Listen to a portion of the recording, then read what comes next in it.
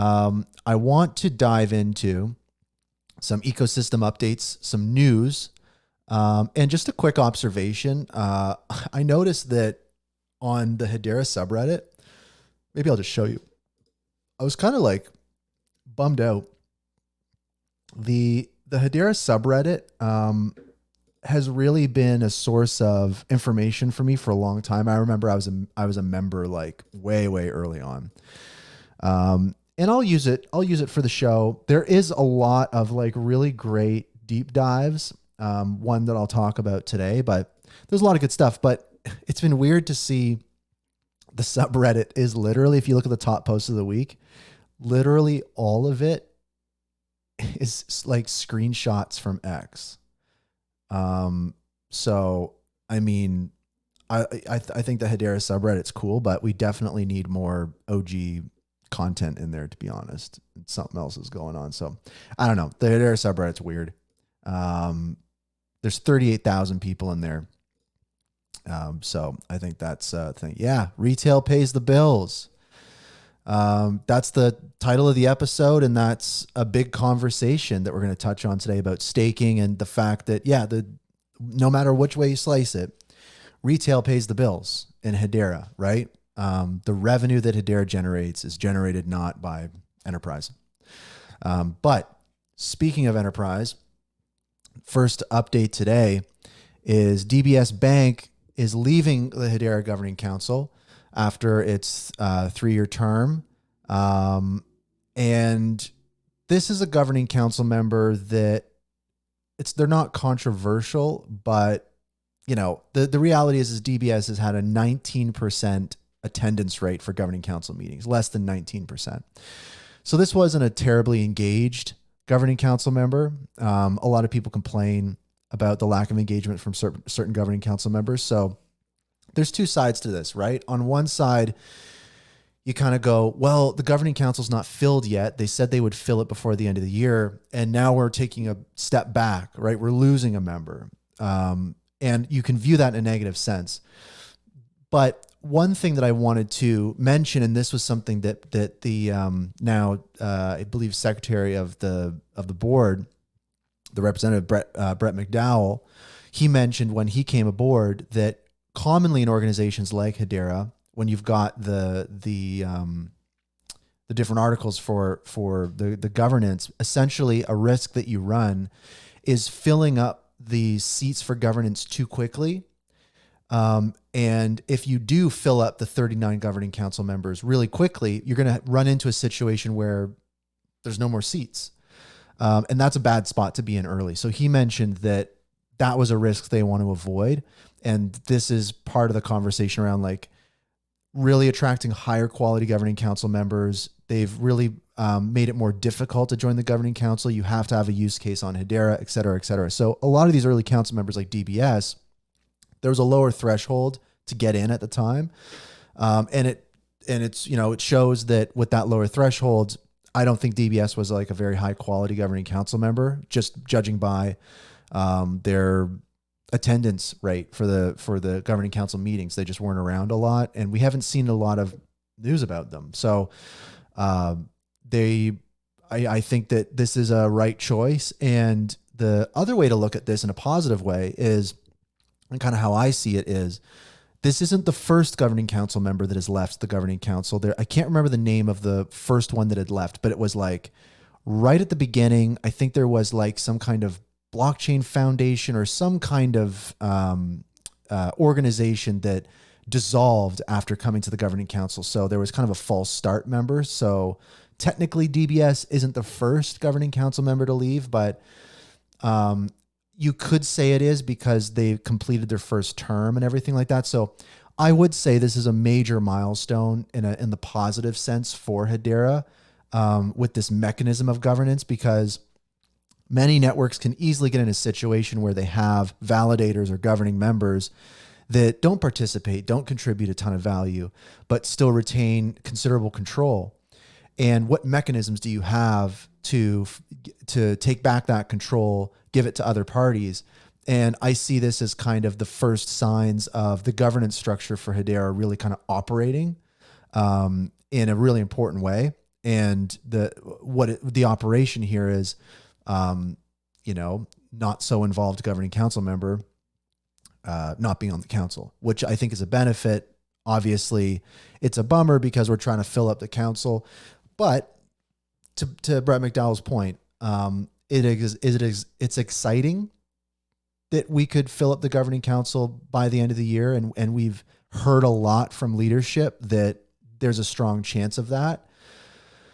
My thought is I don't think it's like a massive priority, to be honest. I mean, I tend to agree with Lehman's take on it, which is governing council members now are sufficient to take the risk away from the low number of governing council members. So the amount of governing council members Hedera has, which I believe is like 31 or 32 now, is enough, right? And there is the pipeline, and we know that things are moving, supposedly. But the other thing is, there are just more important things that need to happen. So, and again, one of those important things is increasing the quality of the governing council. And I think this is an operation of that. And again, this was done with very little fanfare. This was just a simple post, no blog post, little quick thank you. So clearly, not a huge loss for Hedera. So it is what it is, and we're just going to kind of have to see how things roll on. And I'm hoping that we see another governing council member this month. I mean, if we are to fill up the governing council by the end of the year, we got to get one this month. Leave a comment. Let me know what your thoughts are on DBS leaving the council. Is it good? Is it bad? The HBAR Foundation has launched their new RFP program. I think this is really great. I think this is long overdue. Basically what this means is a change in how the foundation can operate. I really think this is definitely should be the way that all their grants work. So effectively, instead of just accepting grants from people, what this would be is the foundation doing a request for proposal and highlighting the types of things that they're looking for. So that way people and people wanting to get grants can more clearly match it up, right? So what are their initial focuses? Let me see here. Do they say? Okay. Inaugural RFP pilot, credit market development, credit market liquidity. So this is basically a mechanism for the foundation and kind of in line with a lot of other foundations to communicate what the needs are on their end, what they see as needs. So again, people can better just kind of create those proposals, get them in. So it's a positive step, long overdue. It's good to see it happening. I dig it. I agree. I mean, that's another thing is DBS, just going back to that news about them leaving the council, they weren't really engaged. And I mean, it's one thing to say that I don't think that being active on social media is a requirement for a governing council member, but I mean, it's just one thing after another that kind of shows that, some of these governing council members are not very high quality. So it's good to see them, heading out, with all due respect. Another very cool update that I encourage people to check out. We're not going to watch the whole thing here, but DOVU published a demo of their charger protocol. And this essentially is a way for applications to have a token. And we'll use DOVU as an example. They have a DOVU token, and you can utilize DOVU token to pay for API calls in real time. And so basically what this protocol does is it kind of opens up a whole new way for protocols or projects to charge for their services, essentially in a more Web3 way. So if you think about just a random example that might be a little more tangible for some people is like streaming music, right? Well, if you had a bunch of, let's say, streaming music token, and instead of paying monthly for your streaming music plan, it literally just paid it in real time. In a way that was non-custodial, but you could allocate a certain amount, a pre-authorized amount to start pulling from in real time. So all sorts of fascinating stuff. that can come from a protocol like this. I'd encourage people to check it out if you're a developer looking for kind of new ways to capture value from your user base and you're doing kind of something like that. Check it out. I think it's really cool. Genfinity also shared a little bit of a scoop here, and this was shared. This is a good question. So it might be my limited knowledge, but why even bother with tokens while you can use fiat for payments? Great question. So with fiat, you have to rely on standard payment rails, and it comes back to then you have to use a traditional payment gateway, which takes a huge percent, right? So you're instantly losing, 3, 4, 5% off the top right away. And for the customer, it can put in all sorts of different restrictions. And then furthermore, some of these services, you don't want to necessarily give up your name, your address, your credit card information to pay for a service. It would be really cool to be able to pay for a service that doesn't require you to hand over your identity. And that makes sense when we see kind of like so many different security breaches and different things. It just takes a risk away as well from the project or company not having to store that personal information. So it's more about understanding the benefits of it over fiat, and really it comes down to like paying crazy high fees and just different type of risks that come along with it. So if that answers the question.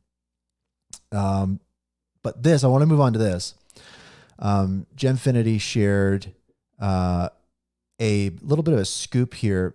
They've discovered what appears to be the central bank of Sweden trialing, or at a minimum trial modeling, both the HBAR and algorithm networks for the future retail CBDC for the e-krona. So there's a whole document here, but Genfinity kind of, can I zoom in here? I guess I can't zoom in on X, but basically down here, you'll see from a page in the document, they're talking about electricity use by network, and they mention usage per kilowatt hour per transaction based on Hedera Hashgraph, and then kilowatt hour per transaction based on the Algorand protocol. So specifically calling out these two protocols. And I mean, people will make all sorts of connections, like Algorand's on the DREC Alliance now and all that kind of stuff. So the connections continue to grow. And again, doing their own studies on different networks. So clearly what we're seeing here, and again, Hedera being a part of this conversation, is yes, energy usage at this scale is a very important aspect, an area that these trials and proof of concepts are focused on, especially when we look at like CBDCs and stable coins and like all these different types of things. Actually, what I'll do is I'll just tie this into another, I think this one. Oh, it's down. Oh, here we go. This was actually an article shared July 8th in regards to this as well. And so Genfinity got the actual document. But one thing I wanted to point out here just on this story is someone pointed this out, was they in outlining the different models and networks that could be utilized for the e-krona, is they mentioned Hedera as semi-centralized and Algorand as decentralized. And there's a few things here where I think that there's might be some outdated messaging. But I mean, this is a contentious topic, right? Where it can be, the argument can be made that Hedera is, semi-centralized or whatever, just because to have like a validator, to have a consensus node, you have to be on the governing council. So again, this further kind of complicates the conversation around like, is Hedera decentralized, but then also what is decentralized, right? Because it all comes down to like how you define it. So very, very interesting stuff. Shout out to Genfinity for finding that. I think that's very, very cool. Also too, some exciting news. SaucerSwap, Sauce token is now live as of the 12th on Gate.io. And we were talking about this, I believe with May from Hashpack a few episodes ago.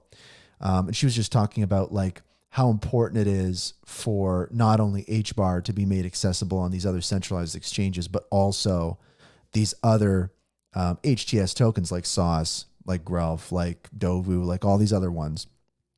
And Gate.io is a major tier 1 exchange. So this stuff is a great sign because, again, these tier 1 exchanges are going to need to put in the work to be able to accept and be compatible with Hedera native tokens. And if that work is done, that means that others can be listed. So really kind of blazing a trail here a little bit, and I love to see it. So shout out to SaucerSwap. Also, they put out a tweet that I think grabbed the attention of quite a few people. This was them saying, commenting on real world assets and how important it is and how Hedera can really differentiate from a network standpoint of how real world assets can be implemented on a DLT. And that's because things are built in like, supply keys, management, pausing keys, KYC. So all these things being baked into the protocol makes it very attractive for real world assets. And on top of that, it's interesting to see a DEX talking about this stuff, because one thing that is brought up often with real world assets, and again, when we talk about real world assets, we're talking about, for example, the diamonds that are tokenized on Hedera, or the Aberdeen or BlackRock money market funds that are tokenized, or the real estate through Toko, or whatever it might be. These real world assets being tokenized on Hedera means they're represented by a token. And seeing a DEX talk about this stuff, what it means is, in the future, imagine being able to trade parts of a house or a money market fund or whatever for a meme coin or something. It's like that's a very extreme example. But when you talk about the parity of just 2 tokens, I mean, it's totally possible. Like, think about carbon offset credits, all these different types of things. It's very, very interesting. So seeing, again, these DEXs talk about this, and then when we layer on, borrowing and lending on top of that, it starts to get very exciting. So huge shout out to SaucerSwap. Also, too, another update from PixFi, the marketplace aggregator, multi-chain marketplace. We had Tom, the founder of PixFi, on the show a few episodes back. But this is very exciting. So they have their founders token. I minted mine live on the show. And if you go to the PixFi website and you go to mint it, like you saw on the show, you can buy it with HBAR through a Hedera wallet, or you can buy it with Solana. You can buy it with other tokens on other networks. And it would be held inside your PixFi wallet. So now they've added the NFT export function to then, if you hold these NFTs, you can export them to your Hashpack wallet. So this was a key step. Update from them. I think this is really important. So shout out to PixFi. Check it out. Also, I want to call out this HIP-994. This is a little technical, but I just want to put it on people's radar. HIP-994, Native Schema Registry Service. So what this kind of means is, when you've got a tokenized object, it contains a little package of code or metadata that kind of is the DNA of that object. And you have to standardize that stuff, or else nothing can kind of work together, right? So for those standards, what this HIP is about is giving structured version schema standards and storing them on chain. What that means is storing them on Hedera, either through the file service or HCS or whatever it might be. So it's immutable, and it's also interoperable. And this would make them more auditable, more discoverable. And this is a huge need, because when we talk about big data or carbon offsets or AI, all these different types of things, this is critical, because you have to standardize this stuff, or else it just won't work across different systems. And if you don't make these standards accessible and trustworthy, then they're not going to be adopted. So this HIP really kind of goes to address that and talk about what do we do, how do we kind of store and present these standards. So this is pretty cool. Go check it out. I've seen a lot of people sharing it. There's some good discussion around it. I'd say if you're interested in this stuff, go check it out. But it's pretty technical. So if not, don't worry about it. People asking, what's your take on DBS news? You missed it. I just shared my take, but real quick, I think that it's a good thing. I think that, DBS was a low engagement council member, and this is how it's designed to work. If you're not doing a ton of stuff on the council, you shouldn't be on there. So I think that it's, it sucks to lose a member, but I think in the big scheme of things, it's good to see the governance working as intended, and keep making it so there's energized people on the governing council. So, it's a pretty positive thing. Another update here is the WalletConnect working group for Hedera had a meeting Monday. And this was very, very cool because there was a lot that was talked about. I led the meeting with Tyler at HGraph. And the whole recording of the meeting and the meeting minutes were posted to the GitHub wiki. So this is all about transparency, right? And the Hedera WalletConnect working group is a group of wallets, including, Hashpack, Blade, Drop, Kabila, dApps, leaders from all the organizations like Swirlds Labs and the Foundation and different things. And you can see the people that were in attendance, but this is about doing this open source software development in a transparent way, bringing people together, and then making sure that everyone can kind of see what's going on, because WalletConnect is like so important for the growth of the Hedera ecosystem. If it's not easy for wallets to integrate, then it's going to be very difficult for the ecosystem to grow. So there's a lot of challenges, a lot of different things, but if you're interested in kind of that initiative, go watch the recording for the meeting, check out the notes. It's all there. That's the purpose of it, is to make sure that everyone's on the same page with this important stuff.